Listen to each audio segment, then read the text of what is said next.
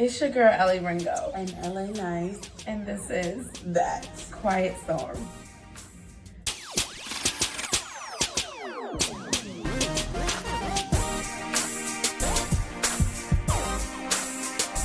Hey, boo. Hey, girl.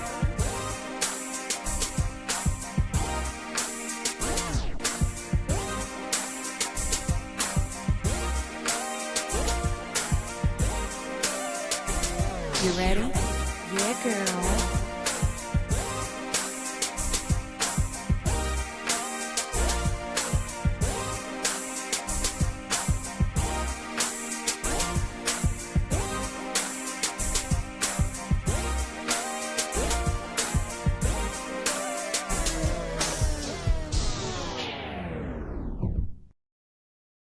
It's your girl, AliRenGo. And this is That's Quiet Storm.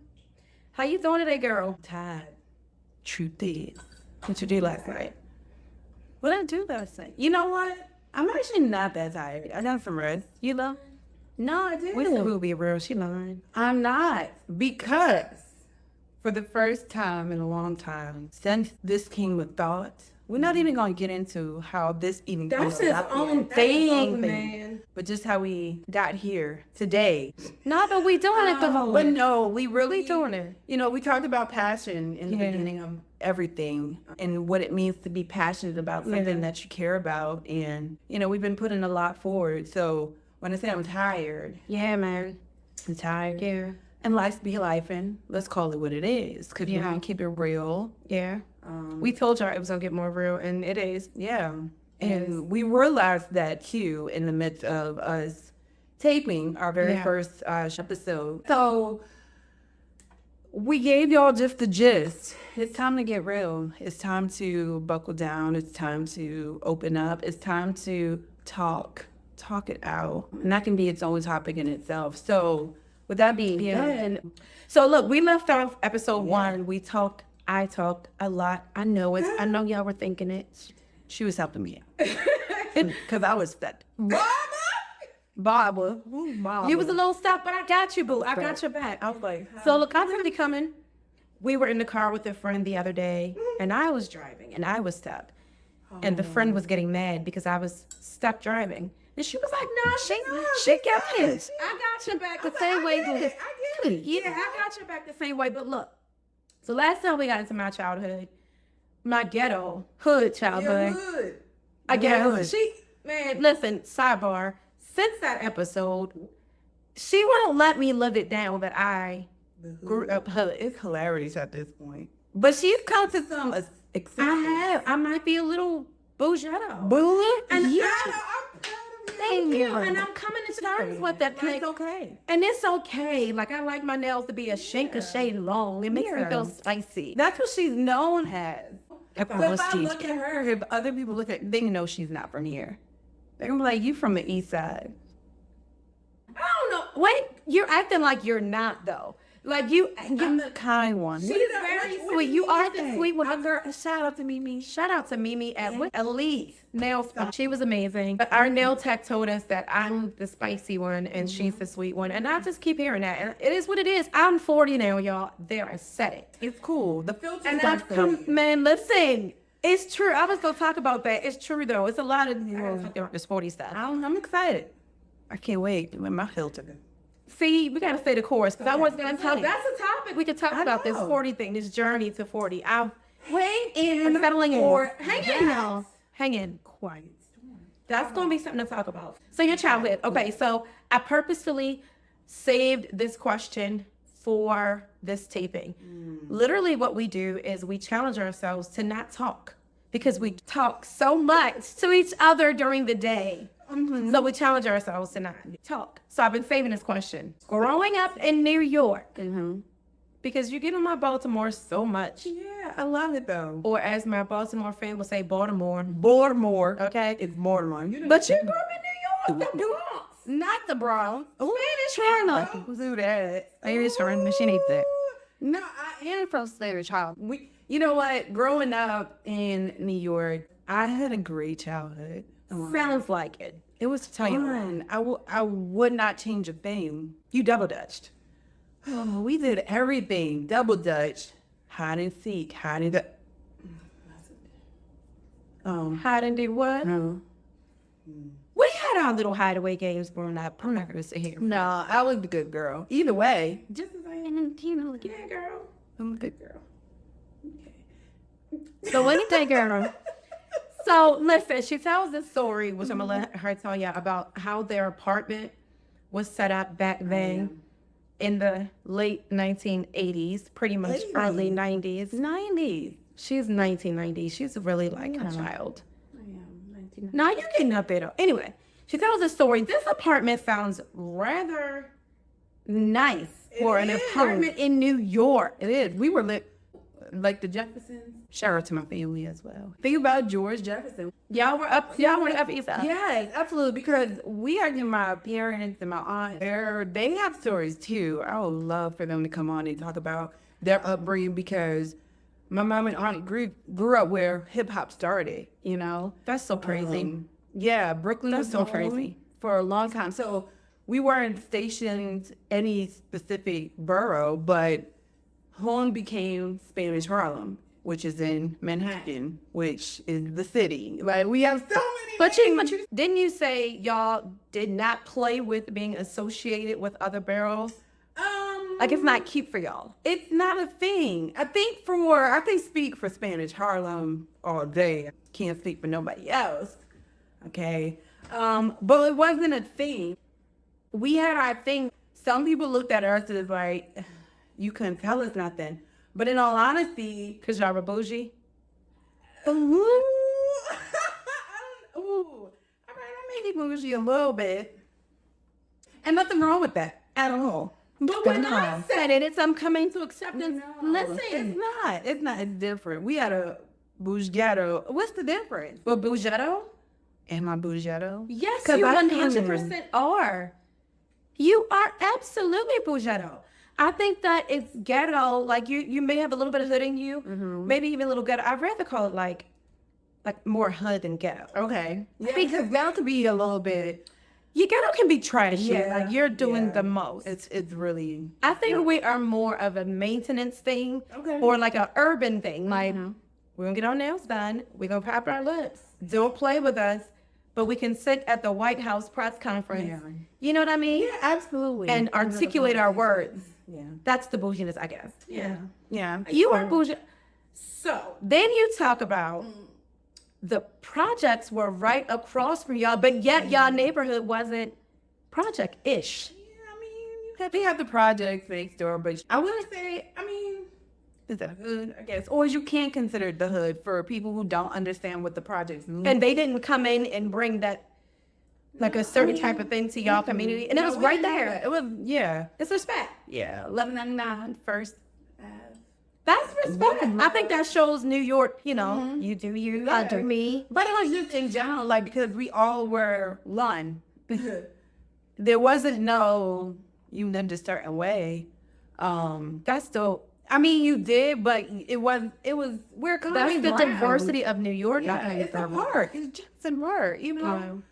So that is the community's park. So regardless, you're gonna blend. But we didn't have to worry about stories like we hear maybe LA or maybe Baltimore. I don't know where people Like crime, you mean? or even just in general. Like there wasn't no set on one set that didn't. You know, it When I'm wasn't. telling you something, that's what I'm saying. So Baltimore, even when there's so many, and this is gonna sound so corny, and so many subdivisions of everything. Yeah. So there's whether or not you're in the city or the county.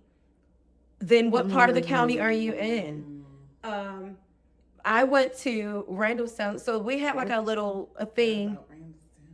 We were one of the better ones. What do you mean? We had like the best technology department.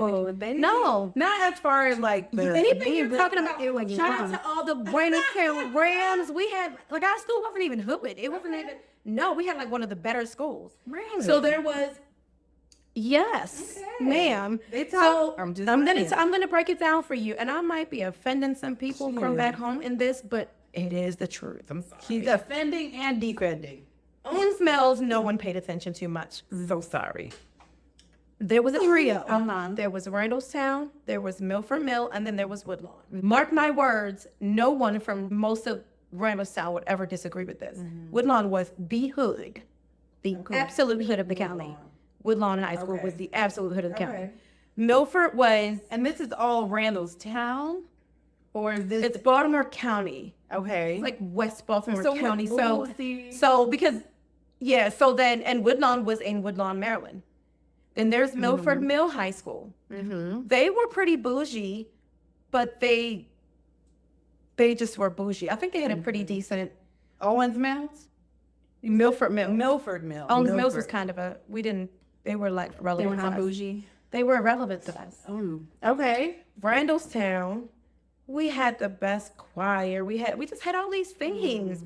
We had good test scores. Okay. Like I think we were fairly bougie, but we had the pretty girls and the cute guys. Shout out to the Rams. Like we had it going on. But outside of that, it's like, but everything about Baltimore is a subdivision. One of the biggest things is East versus West. I grew up on the West. Okay. We were told East people were dirty. Oh, okay, because that breaks it down too, because it was, you know what, I think they talk about Randallstown, but not so much, Milford or the other either city. Yeah.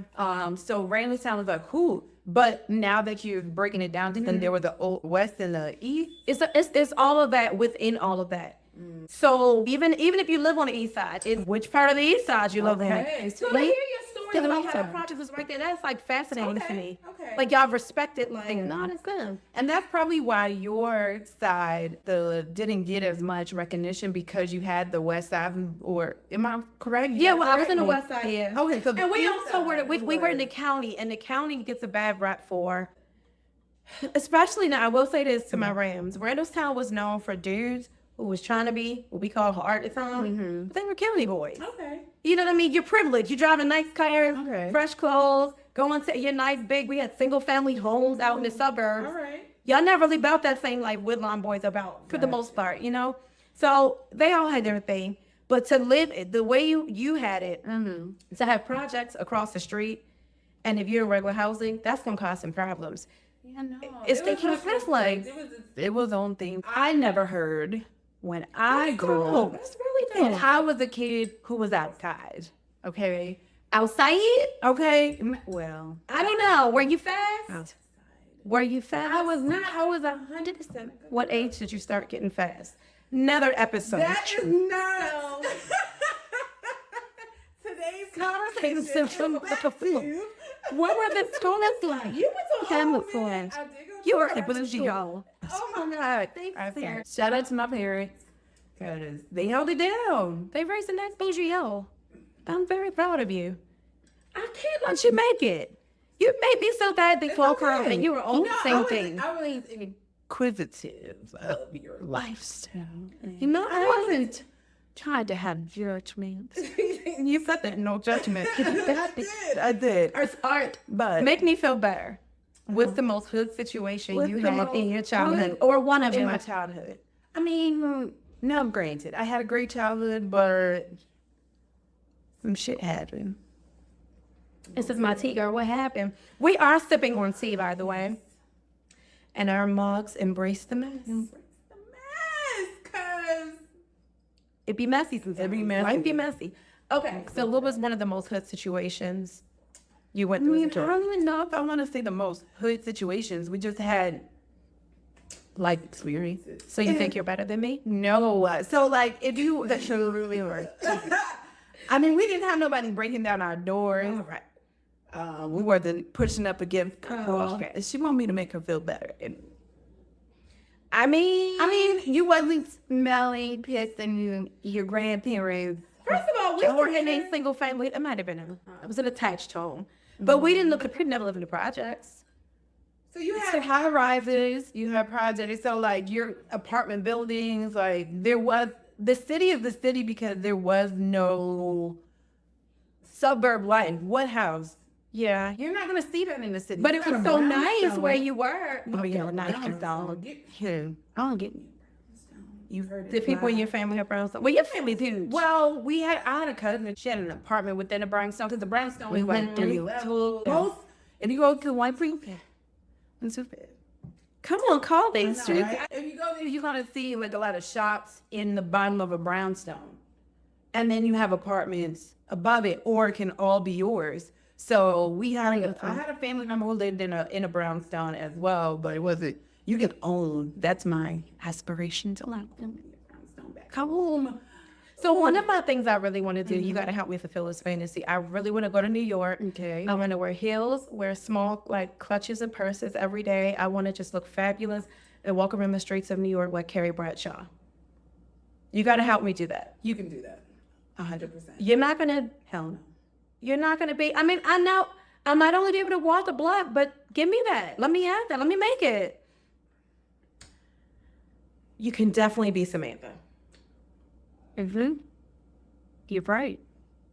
So, Okay, you double dutched, you played cards.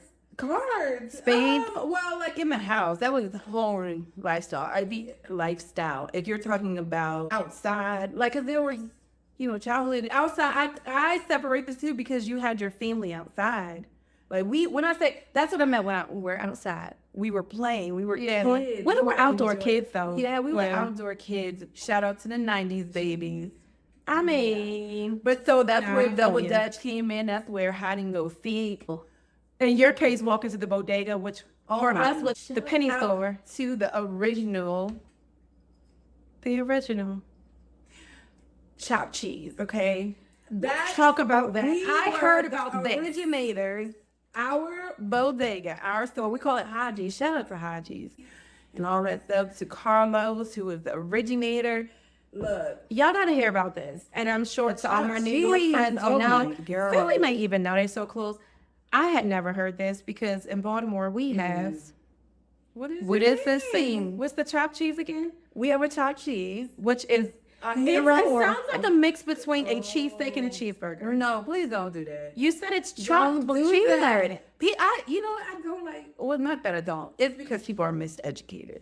I am chopped 100% miseducated. It's not a Philly cheesesteak. It's not. We never tried to replicate it. If you want a Philly, get a Philly. If you want a chopped cheese, get a You need to chopped explain cheese. to them what the process of this thing Okay, is. so chopped. All right, it's out there. It's on YouTube. You can look it up. Are they going to be the same? But We're gonna make one. Yes, we are. It's gonna make so one. good. It's so good. A chopped cheese is basically a cheeseburger. So literally, it's usually a grill that's Fairly clean. very clean. That's gonna be the best one too. Right. Yeah, that's gonna be the best. Okay. You got your hamburger patties. Season them real good, okay? A little bit of Lowry's or adobo, because Carlos was, Hispanic descent. So you want to add some adobo on there, so that, the normal good things without giving out too much. Okay. And then you're gonna stir it up, flip it. No onions? If you want. Okay. You can have whatever you want. Okay. I like some onions.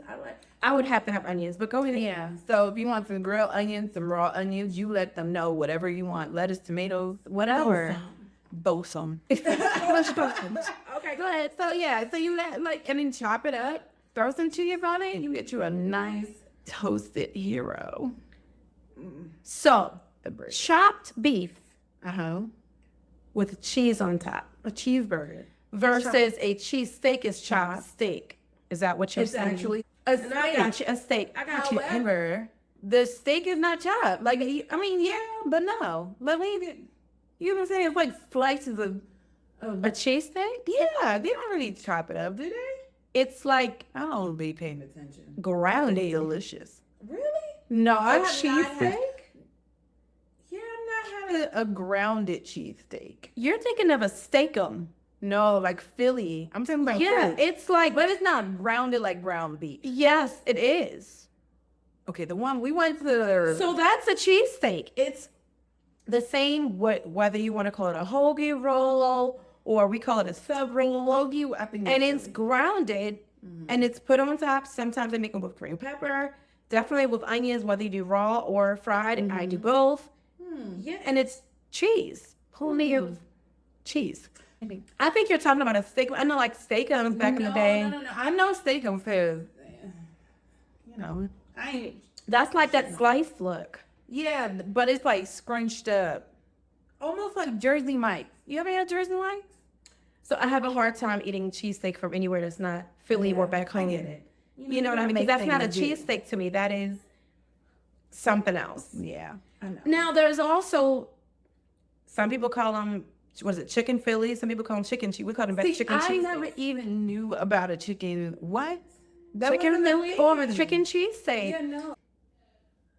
And it's made, yeah, like same kind of thing. All right. Yeah. But you make some little ones. My back is big. widening as we're talking about Because I'm this. like, this sounds good. Do you want to It's make getting a some? little. We should really make some cheesesteaks. And this is how dinner. And this is how dinner is being formed. We should really make some. I feel it in my back. It feels good. so good. It feels really good. Okay. But yeah. So y'all did those a lot. Okay. What did you give in the bodega? You have $2. What are you getting? Back then in 1995-ish. Okay, $2. Yeah, 'cause that's about right. No, you're fine. So maybe 1996. You have $2. What are you getting at the bodega? I would go get a cheeseburger, just a plain cheeseburger. Okay. How much was $2? Just Two. Like $1.60. And what are you using with the rest of the 40 cents? Might get a bag of chips. Or something like a little 25-cent. You will something. Yeah. Okay. What they used to, oh my God, the little, not nut busters, those like, the little sodas they used to call nut busters. I don't know about that. Teach me, yo. I can't even remember the oh my God, was it top something? It was some kind of soda. Somebody. From back home, please put remember at the it. top of the comments what the name was. I can't think of it. But you yeah. can't afford a soda. You got $2. Yeah, you choose an either or. You're going to get chips and you're going to get the sandwich. Or I might be smart enough and just get a cheeseburger, go down the street to the Chinese and give me a thing of fries for $1. But then I'm also asking Fred, hey, y'all got 60 cents. Right. To still get, I got to make up for something. You know, yeah. $2 for me. Share. No, I'll figure $2 for me. Oh man, when I'm like 6 years old is Where you going first? Chico sticks. We the penny. We have the corner. So our corner stores were like penny stores. You know how it is. The Chico sticks. You know what those are? Things. Yeah. I'm getting Chico sticks. I'm getting. Oh man, candy. Okay. I'm getting candy. And if I am gonna get a trip, it's gonna be hot fries, something like that. Because there was no Flamin' Hot Cheetos back then. Okay. That Right? makes sense. Yeah. We had hot fries. We had hot toffee. Remember hot toffee? I didn't do a lot of hot, to be honest. I know they get I on was the They're different. like, yes. You're supposed to have Caribbean blood, and you don't like hot. I do. Something bougie. Okay. It's giving bougie. It's very particular. Or onion pickle. An onion. Listen, I don't know about onion. it's a Baltimore pickle? thing. No, it's white. It's the size of an onion. It is an onion. It is an onion. It is Pickle. literally a layered. It's a real layered just onion. munching an onion? And you That's get, it. listen. I'm gonna text you. Sounds disgusting. What? Pickle? I'm gonna an onion pickle. I'm thinking So listen, pickle. you know, Like- I don't remember how much they were. They were very, very cheap. You get it. You go ask for onion pickle. It could be like in a almost like a baggy type thing, like a white saran wrap type thing. Yes. It's never like professionally packaged because No. somebody makes it. 100%. We have pickle. Think of a big regular white onion, and it has a. This is gonna sound really gross. It has a little bit of a crunch to it. It has a crunch, but you don't taste raw. you don't onion. taste the bitterness of the onion because it's pickled very heavily. This is a thing. I mentioned it the other day in like my comments. Yes, they were the best. Pickled onions. No, an onion pickle. Onion pickled. No, not pickled. An onion pickle. It just doesn't formulate. It's an onion pickle. Okay. And you eat it. Now, I have on really fat days just bit into it. You typically peel, because it makes it last longer. You peel the layers and eat them, and they're just sour with a little bit of a crunch. So I'm going to try your Chopped cheese. chopped cheese. Which is onion delicious. pickle. I don't even know where to get one. Where do we find an onion pickle? Anybody from Baltimore? Anyone? You want to shit one? Wait. I would. Yeah. Y'all are known for the crabs. No, blue crab. Best crabs. Yeah. Shout out to Conrad's over on Java Roll. They have like really good crabs. Yeah, man, crabs are a thing. I know. It's Nah, listen, Like, I could literally removes everything. eat them every day exclusively. If it was good for you and they weren't so expensive, I could trade all food in and so have that's your crabs one every day. thing that you would like. Come on, mate. Crabs are the reason I went pescatarian Okay. because Ew. I started off vegan, but it ostracized me from my kids.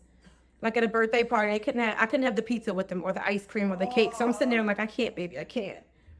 So then I was like, okay, you know what? I'll be a vegetarian. I could do that. Did that for a while. And then the summertime hit, and I was like, I want some crabs. It was literally crabs. Nothing else, I want crabs. Yeah. So I said, I'm going to want crabs every year.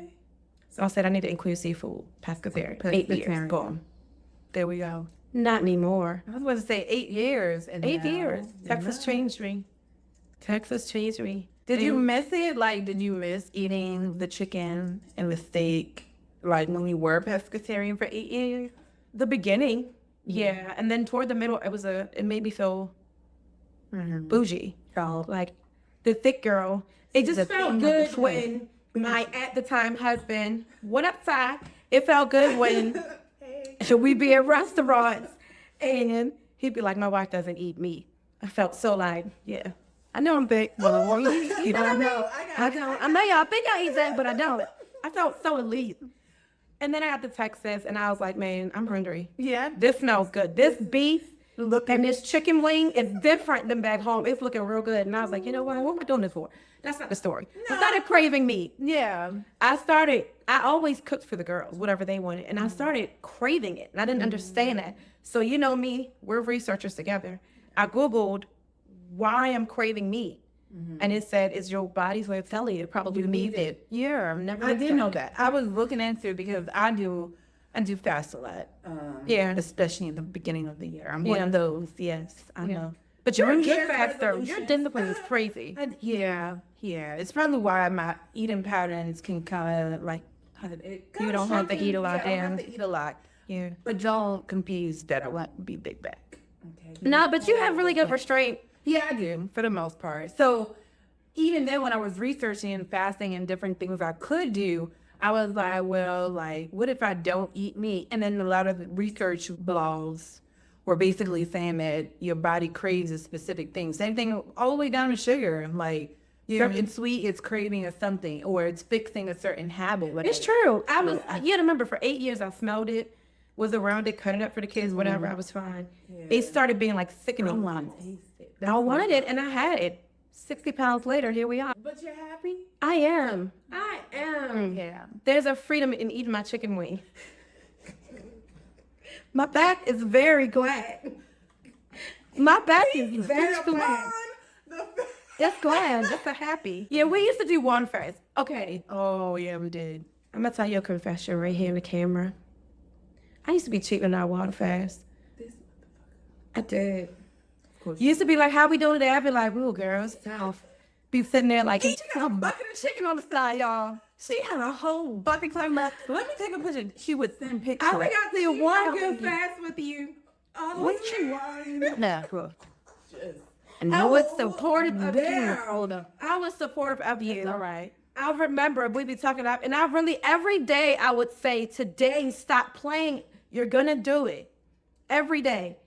And I think I would be like, it's just this. I was out there. She's amazing. So your discipline Who's is there fantastic. come January? Me. I'm going to do it. You know what? I'm here now, so I can monitor.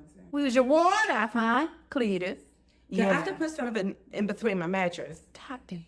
Yeah, I'm with you. I really with I like to do it. We started back with our health journey. We've been working out. We've been eating better. I didn't say well or good. I said better. We're sipping tea like British bougie. It's Miss New York. Oh, and that's another thing. I think that's more of a Caribbean thing. My tea used to have canned milk. Or would. I still do, with some sugar and a little bit. No, I do like that. I do like So delicious. I think my issue with tea is that it's so anticlimactic. Where are we going next? I like a drink of direction. You know, water because I need to cleanse, or maybe, you know, coffee, I want to be up. But you know what? Tia? Wine, I want to be smooth. A drink, I want to be turned up. I don't know. Orange juice, I want to be healed, well, healthy. What are you doing? What is this doing? Grape. There's no direction. This is grape juice. I don't like grape anything. Anything. Okay. Not grape soda, not grape. Nothing. I don't know what it. Kool-Aid Kool-Aid. was good. I don't drink Kool-Aid. Boom. Yeah. I have. Okay, Listen, and she called I me hate Kool-Aid. Kool-Aid is so good. I don't drink it. I don't like fruit punch. I'm not going to talk about back in the day where you pouring the sugar. I know that's most. That's the best kind, they say. That is That is 100% diabetical. Yeah, like a Coke. Okay. Which we love. But I'm not going to move it here. It'll fix you. It'll fix you. Goddamn. There's you know what I think it is? I think out here, so real talk, and I've talked about this to different people. Back home, it's so much faster. Life is coming at you and you're going and you're doing this. And there's a settled feeling, I think, that's out here. You don't agree with that? Yeah. Like a feeling of just being like settled. Like it's okay. So I had to transition to, but my sister went to college and then I was going into high school. And then I was actually on my way to Virginia Beach. So Virginia Beach was definitely the home of the return. So you've come from settled. Yeah. And I did feel that with Virginia Beach. And I liked it. Do you remember when I was talking about moving there? Yeah, absolutely. I think you're right. I think growing up in the city and then having such a fast pace and everything was fast, I love that settled feeling now. 100%. Like, if I had to think about, even though I loved my childhood growing up in the city, I would not raise my children there. So I'm very much happy that I was able to raise them in Virginia Beach. And it's not the same as it used to be. I'm sure. When is the last time you saw your community? In the city or? Where you used to live, the apartments. When is the last time? Jefferson Park. 1199. 1199. I'm going to try to remember that. When is the last time you were there? I went actually this past. Shout out to my cousin.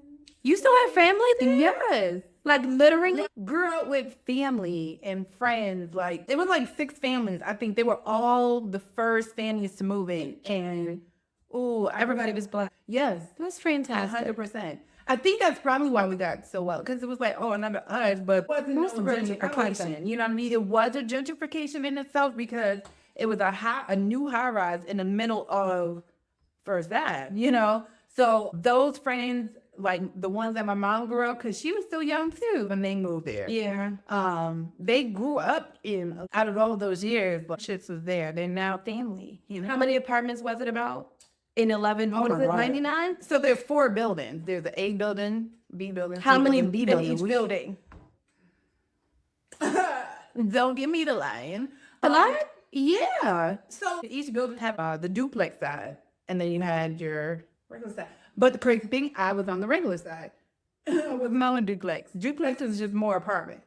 Okay. That was the high-rise part of it. So you get more of the Hudson River, you know what I'm saying, depending on the position. How far are you from the Hudson River? Or how? We're literally on right there. So the FDR Drive. That's so cool. Did y'all like walk to it and walk it? I don't know. Where we lived was right across the street from Jefferson Park. And when you go through Jefferson Park, you make a right, and then there's like a walkway, which was across the street from like Randall's Island. So that was like the psych ward. What is it called? Randall's Island. You said that to me like I was expected. Is that popular? Where everybody who's psychotic can go to jail. Well, though, yeah.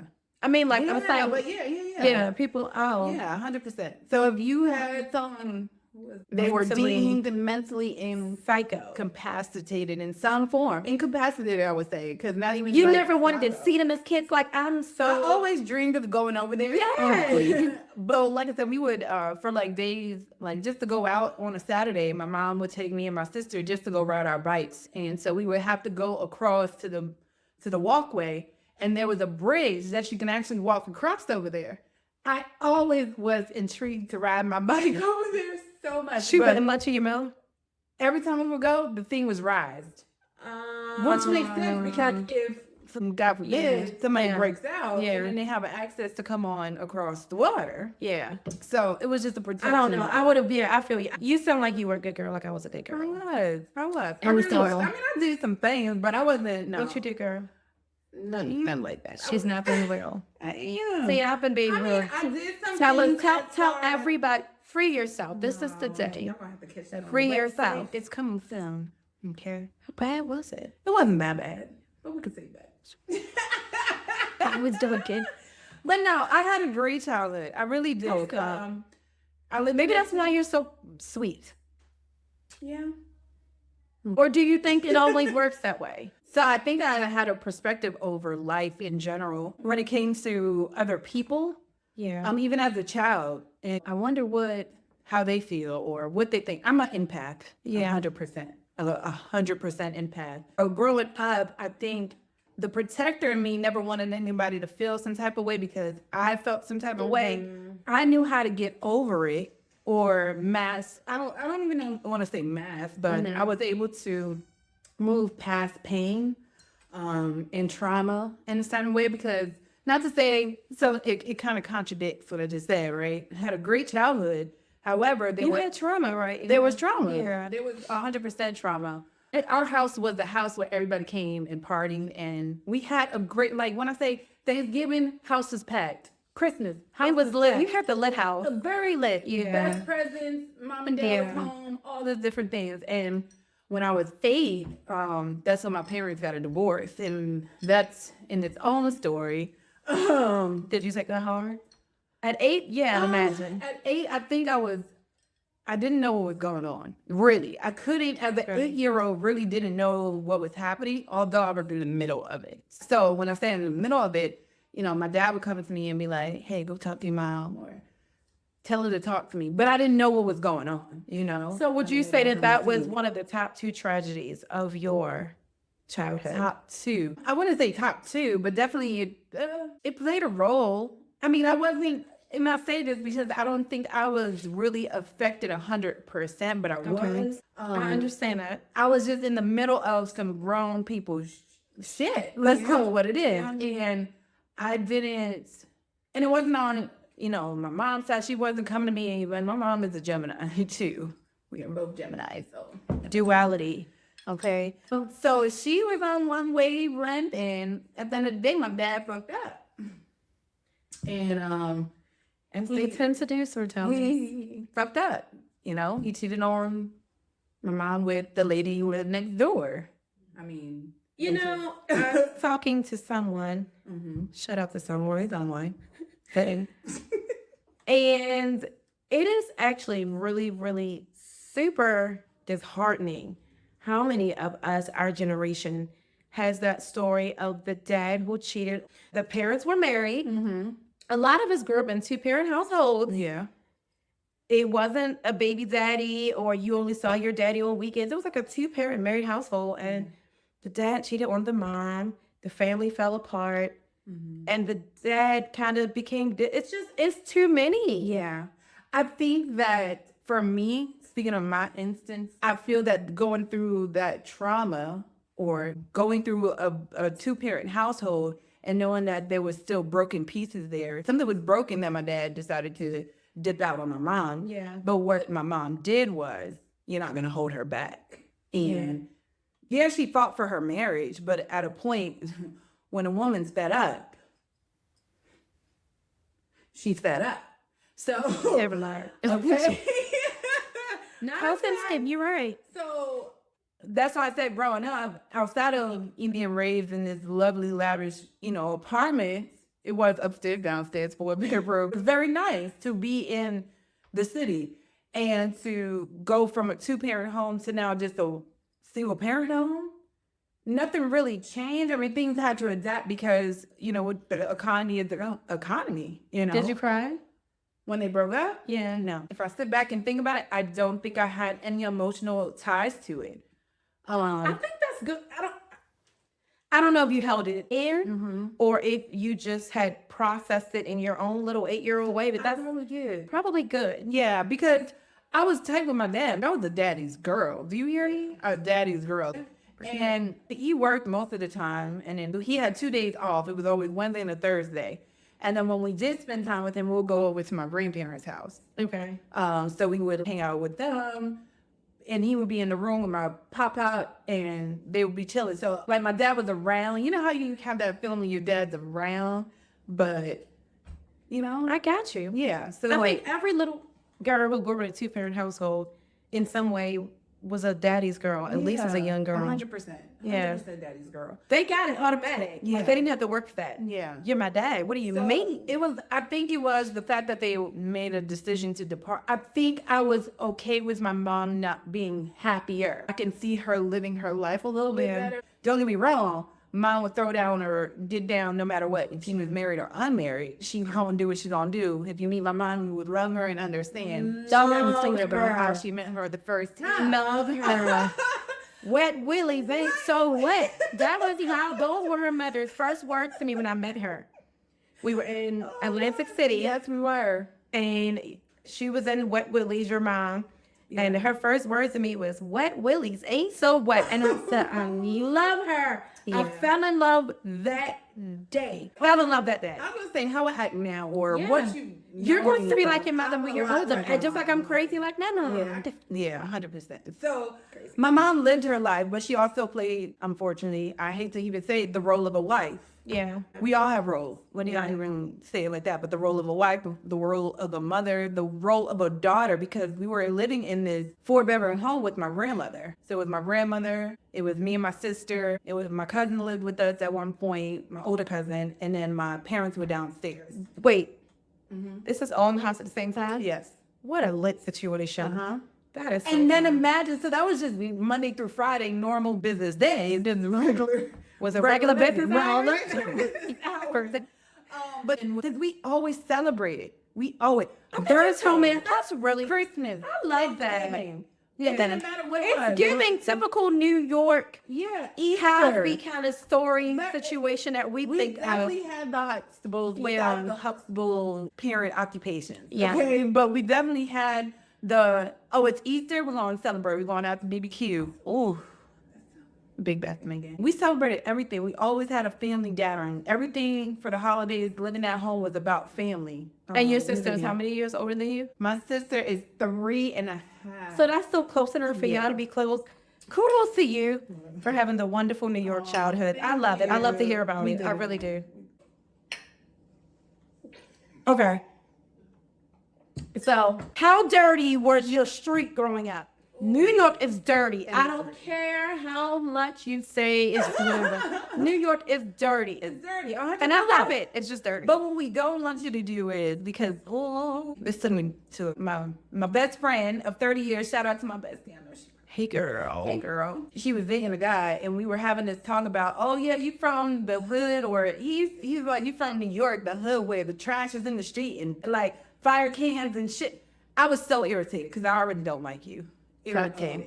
It didn't take much. Irritated. You needed a reason. Oh, it didn't. At that moment, it was like, oh, when y'all grew up back in the 90s, you know, you think of Family Matters, we getting ready for the holidays. Day. You know how they're in the street? That wasn't our life. Okay. Never saw that. Okay. Ever. And this is in the 90s. Okay. Don't know what year that was. It was aired in the 90s. Don't know what year they were. No. Yeah. When Okay, but was in New York? that no. So anyway, So, okay. Here's a good one. Mm-hmm. What is a movie that best describes the New York you grew up in? okay, there's a few actually. There's a lot of good depictions of it. Bronx Tale? That was the Bronx. So I didn't grow up in the Bronx. I mean, it has to be specifically Spanish Harlem. Because that's so going back to what you said earlier. I know we kind of sidebar, but it wasn't although it could be. It wasn't like you got the city against the Bronx against Brooklyn, or everybody just had opinions about each different borough. Okay. I didn't go to the Bronx for any particular reason, like anything outside of that particular reason. So if I'm going to the Bronx, You're not just going to hang out. yeah, I'm gonna go to the Yankees game, or I'm going got to you. go to Universal Soul Circus. I'm gonna go to the Bronx Zoo. I'm gonna go to my cousin's house, and that's it. I'm not hanging out in the Bronx. Same thing with Brooklyn. I can't tell you how Why? many times I ever went. Is it because you have all you need where you I are? only had cousins there. Huh? Is it because you have all you need where you Everywhere you are? are? Yeah, there's Okay. just like For for real, real. 7-Elevens is a thing in the suburbs where you see 7-Elevens. Yeah. Every so often you see bodega. Or Right. you're going to see a restaurant. You're going to go to Jimbo's. You can't want for nothing in any part of the city or Manhattan or Harlem, all of New York. All of New York. Okay, there we go. You know what? Real talk. I really can't wait to go to New York with you. Yeah, it's so much fun. I really can't wait. I love home. Home is one of my heart. Yeah. Yeah, like I had the traumas, but like overall, the traumas did not trump my childhood. That's the hill part. Like to remember the good things. I feel Oh, the that's same fine. way. Yeah.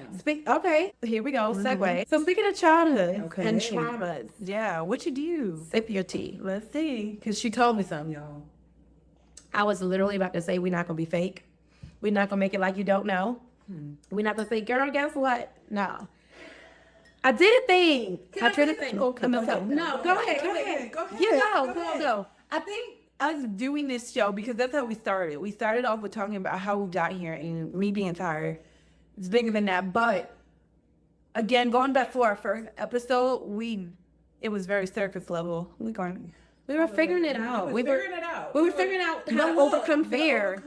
What it felt like to be fearless. Yeah. What it feels like, because what we're gonna bring, what we're saying, what I've said already, it's people are not gonna perceive it always the best way. And sometimes the empath in us, because we both, I think you're definitely an empath as well, and we care about what other people's very opinions much. can be sometimes, but in this healing stage, Yeah. We're learning. We're learning that. We're learning that for Sorry, real. but I'm not sorry. I'm sorry that I'm not sorry. Yeah, So when we have sorry. a story that we need to say, that we need to tell, and that we need to be authentic in who we are and what we went through, it doesn't shape anybody else's life, but it shapes us. And this is part of our healing journey. And we want to bring you in because there are people just like us that took forever to tell this story. I was about to say that.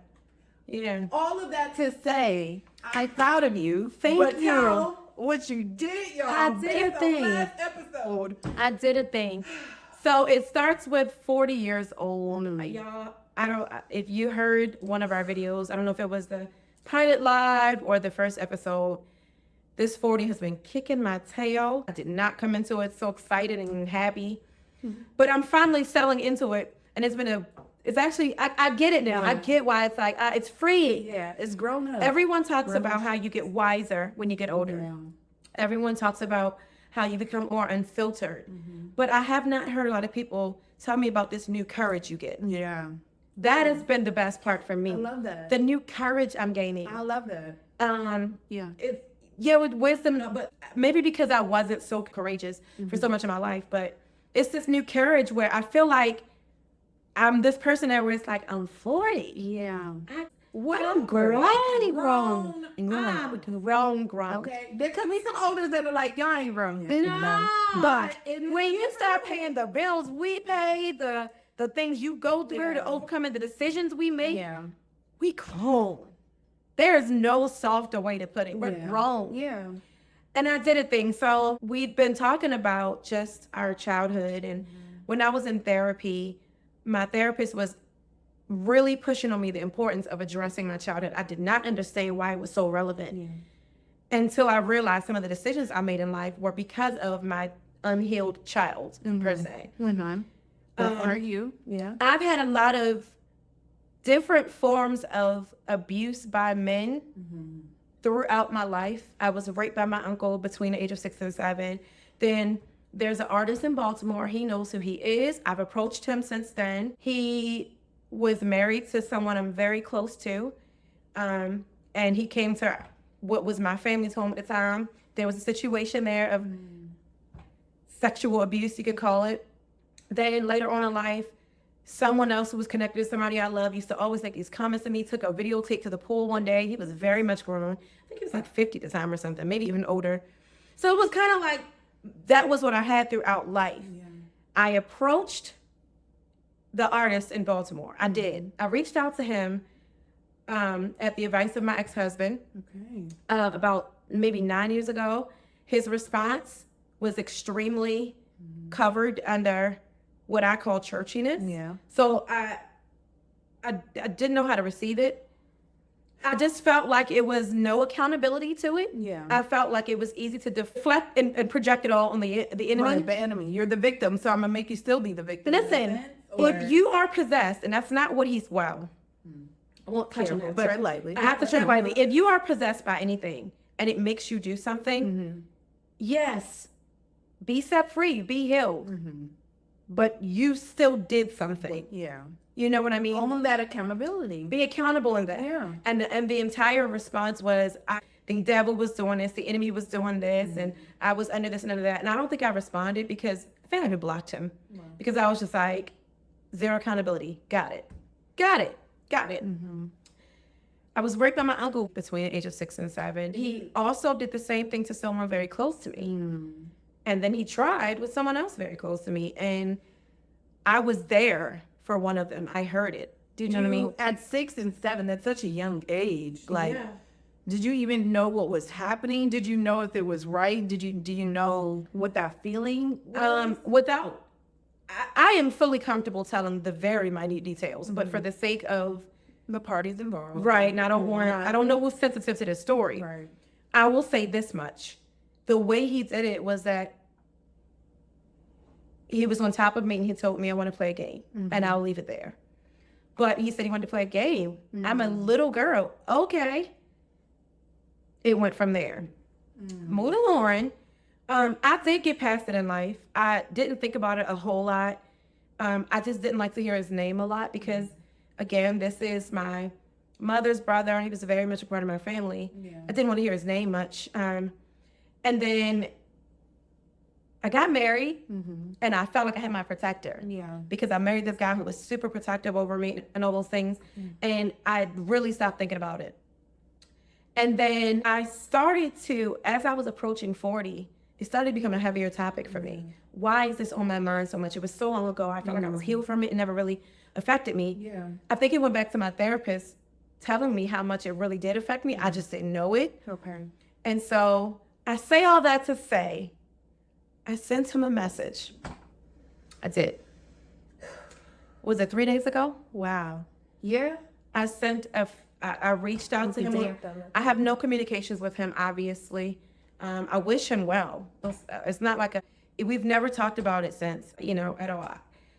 And so listen, I told her I wanted to come on here because I need some advice. And I said, you know what? If this is being real, I'm going to ask everybody for advice. I haven't even asked you yet. You have not. So I sent the message. I don't follow him at all. But, you can still send someone a message. Do you mind, what were the snippets of what do you even say to your rapist? You know what? Again, I'm at this point in life where I want to cut the tape of bullshit. Yeah. I'm sorry. There's no smaller way to say it or better way. In other words, what I mean is I don't want to go into things so, I'm 40, I'm grown. Yeah. You did this to me back then. You did this to that one back then. Right. I know about it. And so that kind of brings me to what I was going to say. This is what I said. Something along the lines of, I think I said, hey, insert name. And I said, I forgive you. Okay. I believe I started with, I forgive you. And then I said, this is not for you to apologize to me. I don't need your apology. Right. I said, this is for you to repent before God because he sees all, he knows all. And I said, I can't say one part of it because it will give a lot more details than people probably are ready for as far as the who's and who's. But I did tell him, I want you to know I didn't forget. Yeah. I don't know if that was the assumption, but I'm like, I didn't forget. And this is what you did to this one. This is what you did to me.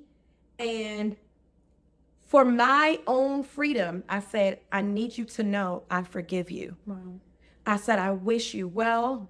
I wish your family well. And I said, I pray you've grown from this. Yeah. And I think that was all I said. I think I said be blessed or blessings or something. Eugene. Felt great. I felt amazing. I was like, yes, I felt so That was a lot. That was bold. I'm proud of him. Thank you. It was an emotional day. I cried for most of the day. I didn't know why I was crying. Understandably so. I didn't even know why I was crying though. I didn't know what that meant. I think that was a release. It was a release, but look, so this is where I need your advice. And so then fast forward to, was it Thursday or Friday or something? And I kept checking Facebook. You can see if someone sees it. He has not. Okay. He's in his 50s. He very much might not even be on Facebook like that. Then yesterday is when I was like, okay, I'm bothered. Because then I'm like, at first I thought it was just for me to be free from it and just put it out there. Yeah. Then I realized, no, I really do want you to see this. Okay. So then I considered, like, do I just reach out to his wife and say, hey, so-and-so, tell your husband to check his DMs. But then if she's the kind of wife who goes through his phone, or if he says, well, just check it for me, this is not something I want her to see. Because, you know, So, I'm conflicted. Oh, okay. There's a multiple things there. My daughter, Okay. I'm going to tell you this. Okay. My daughter, I share with her, I talk to her, we talk to our kids. My oldest daughter said, reach out to his wife. Because she says, how do you know he didn't do the same thing to his children? Or how do you know he didn't do it to others? She needs to know. Someone else, shout out to someone, says, if that was your freedom, let that be your freedom. Because then that person says, is it about his response or is it about your freeing yourself? And I said, well, I don't care if he responds. And the person says, well, then why does it matter if he read it? Yeah. Conflicted me. What's your opinion? I will agree with both. That doesn't help. I'm going to start off with agreeing with someone. Hey, someone. Hey, someone. I'm going to agree with someone because if you did it to say, I forgive you, that's its release. Right. Number And one. I need to be okay with that. And you have to be okay with that. It goes into what we talk about, and we're going to talk about it on the show a lot, is expectations. So So you were expecting a response from this man who went all of this time. I didn't know I was expecting that. So was that a false freedom? I think it was a trigger or a hope that you would get something just like the same response for the Baltimore artist. For his response, it didn't go the way that there was no accountability. So had he responded and it wasn't accountability, how would you feel then? So listen, I don't know if that's true. It might be. I'm not saying it's not. And the only reason I say it is that if I had saw under that message just read, I would still have the freedom. Sense of freedom. okay. Because I know you saw it. Yeah. And then I'm like, how much of this am I trying to get vindication? I got to be careful. Absolutely. And is my vindication feeling like you thought you got away with this, but I'm letting you know I never forgot. So I have to be careful because I'm like, is this free? What are you 40? If it's 40. Yeah. I don't know. Freeing yourself from. I just want him to know. This is the same reason why I reached out to the artist in Baltimore. I need you to know you impacted my life in such a traumatic way. I've had to get healing. I've had to be healed, but I forgive you. Okay. I just got to check my heart. And I'm checking myself and my heart to make sure those are really my intentions. Right. And not to try to vindicate myself or cause pain or trauma. You know? I feel like in your heart. Is the little girl, is this the little girl reaching out who feels like she needs to be vindicated and protected? Or is this the 40-year-old grown woman who's like, I forgive you for what you did to her? I got to check my heart. Perspective having self, it's both. It's the 40-year-old woman who is reaching out to the inner me. Hey, I got you. We're going to release this from us so we can thrive in life. You're talking to yourself. And as she prepares to uphold herself or come out of herself through you as the grown woman, you are standing right there behind her or right next to her. And I think I need her to know that. So that is my advice. This abuser. Yeah. And let him know that wasn't okay. It wasn't And you okay. affected And you me. affected me. I think you just nailed it. That is what I need to know. You affected me. 100%. Yeah. So in the midst of that, that's why I go back to saying I agree with both of them, because in the long haul, that is something you would have to internalize to say, hey, little girl, he may not respond in the way that you want. Yeah. He may just view it, and that may be a feeling, but don't let it be. have those conversations with the inner self to say, And if he never views it, I just it's release okay. it. Release, take a deep breath. I just released it. And I have to be okay with that. And then if you're really, because I also understand wanting to be protective of your cousins, because call it what it is. Yeah. And to say, hey, this is what, but it also becomes, maybe that can stir up something to say, hey, why did you wait so long? And now how long have they been in life, you know, and dealt with trauma? And now they have to go on and heal with this. And they may run into their friends who are through trauma as well. Yeah. And then they have to heal. So it's like, yeah, bring it out to the forefront and say something. But what is that really doing for you? I think that since my divorce, since turning 40, since relocating across the country on my own, which was such a huge decision, I've been really doing a lot of big faith moves in life in the past few years of my life. And I think part of that is one of the things I learned in therapy was why I got married so young, or why I made a lot of decisions. And it was this constant search for protection. Since I was assaulted or you know, taken advantage of on so many levels as a young girl even. And so I think maybe part of this is also my own, not challenge, but my own validation to myself that you got you. You don't need a main, God has me. Let me be clear. God has me. God, maybe I'm being reminded of my source. You know what I mean? He's been all along. And so a lot of big changes, like you can do this. You can move across the country. You can say you want a divorce. You can call him out and say you hurt me. And I will be honest and tell you, the Diddy stuff was a big part of this for me.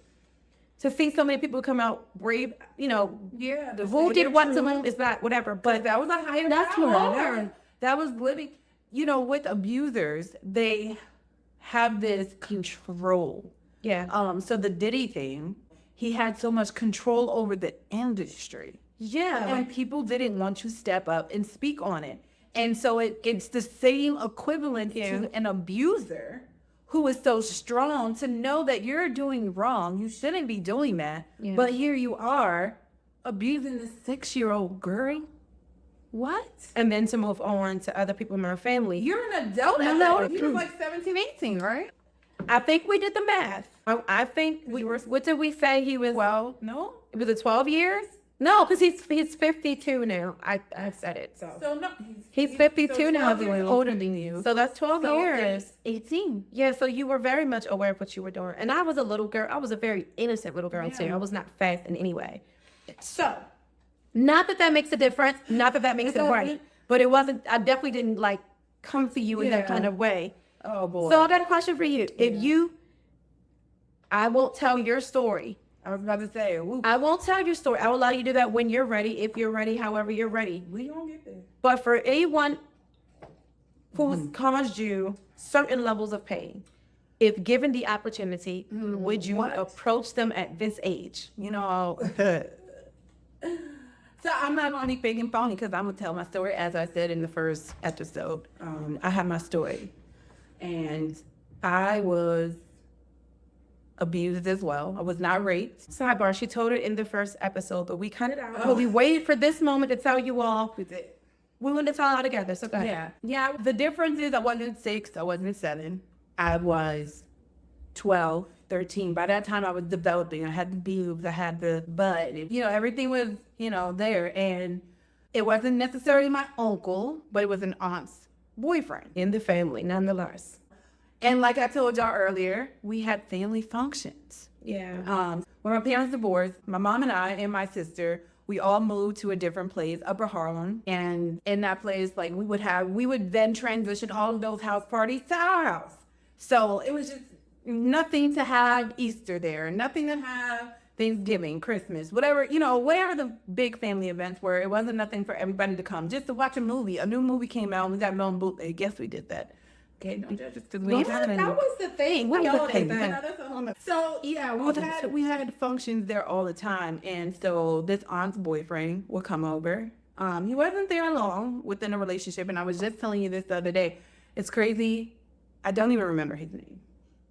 If somebody was to say it, and I'm pretty sure if my aunt was to have that conversation, be like, "Oh yeah, that was his name." It would trigger it. Oh, okay. I wouldn't say trigger it because I moved on. I don't know how, y'all. I went to therapy. I did.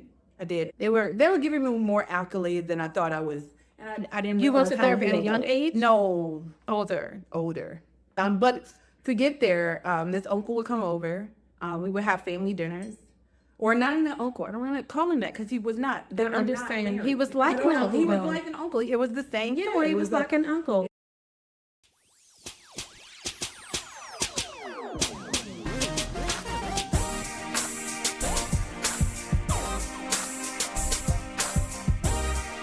Talking about self-love, confidence, you were saying where you got yours from, or